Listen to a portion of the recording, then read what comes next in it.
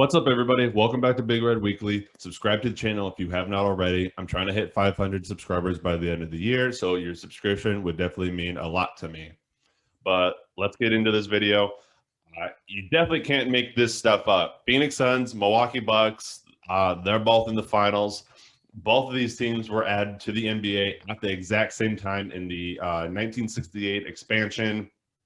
So these two teams, it seems almost destiny for these teams to match up. The Suns have not been to the finals since 1993 with Charles Barkley, and the Bucks have not been to the finals since 1974. The Milwaukee has won a championship. They won it in 1971, I believe so.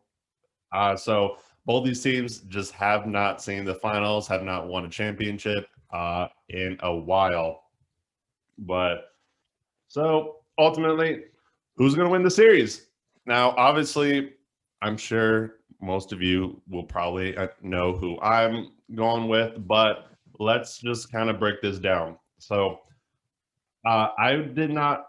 I shouldn't say I didn't watch the last two games of the Atlanta Bucks series, but I just did not watch them as well as I probably should have. Just not well enough to talk about them super well.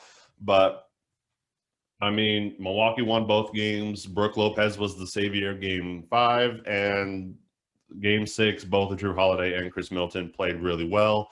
So there's that. But again, who wins? Obviously, as a Suns fan, I got Suns in 6, but that kind of does change whether or not Giannis plays or not. His condition's kind of up in the air at the moment. But for the Bucks side of things, obviously Middleton and Drew Holiday have been playing very well. In Giannis's absence, Holiday especially has been just slashing, going to the basket, and either finishing around. He actually had a great finish last night's game in the fourth quarter. I think it was about 3 minutes left because the Hawks were making a nice little comeback. I think they got it within 8 or something, and then Holiday had this nice.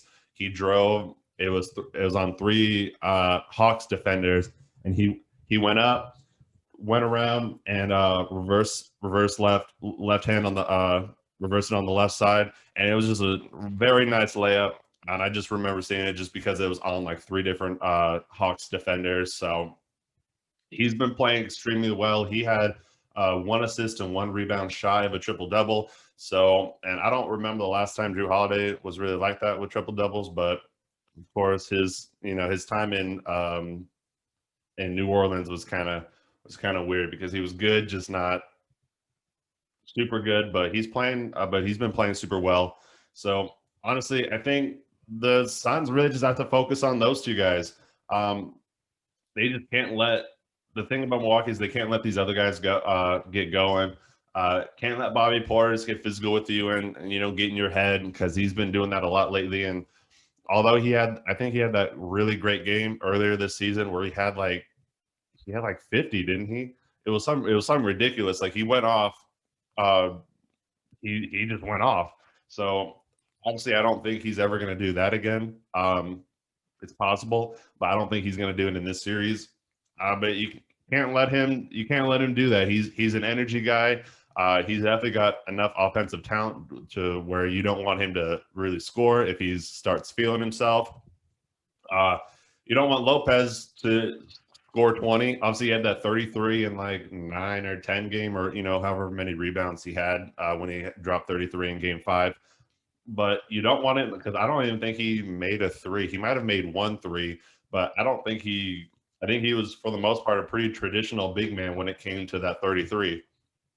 So, but he's definitely capable of going off for 20. If he hits 3 or 4 of his threes, and he gets a few hook shots, sooner or later he's going to have 20. And you don't. And the Suns, if they really want to close out this series and even under 6, I don't think it's going to happen. But if they even wanted to, they don't want Lopez to be down there, causing any trouble. Ayton's going to have to definitely be on his toes because he's going to either have to step out to Lopez on the 3-point line and contest the shot.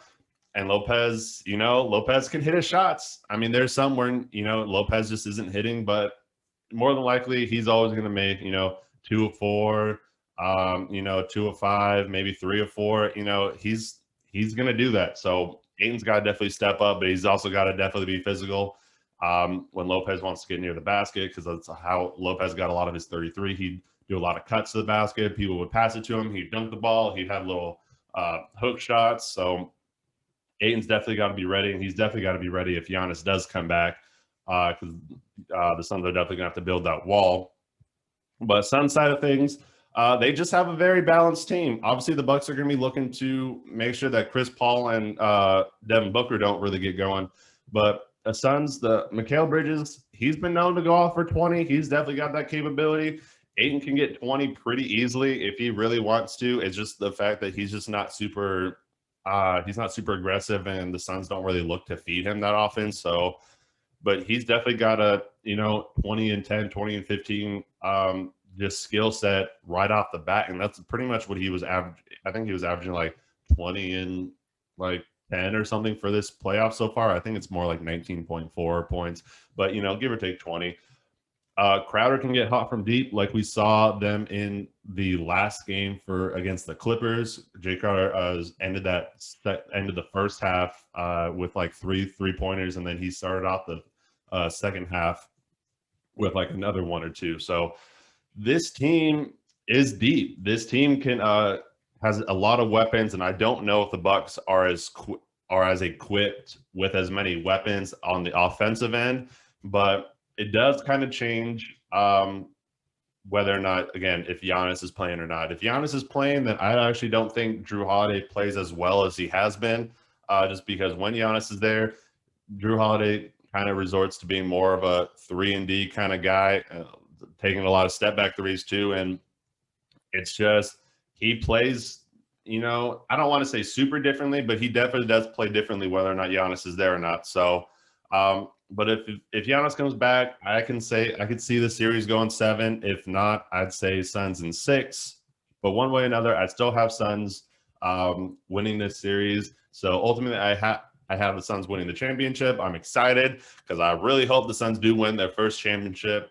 The Bucks and Suns obviously have a lot of history together, and it's only fitting that they obviously continue to do so. So let me know what you guys think. Comment your predictions and everything down below. Let me know some future video ideas too. So, and don't forget to like the video. Again, appreciate it, everybody. See ya.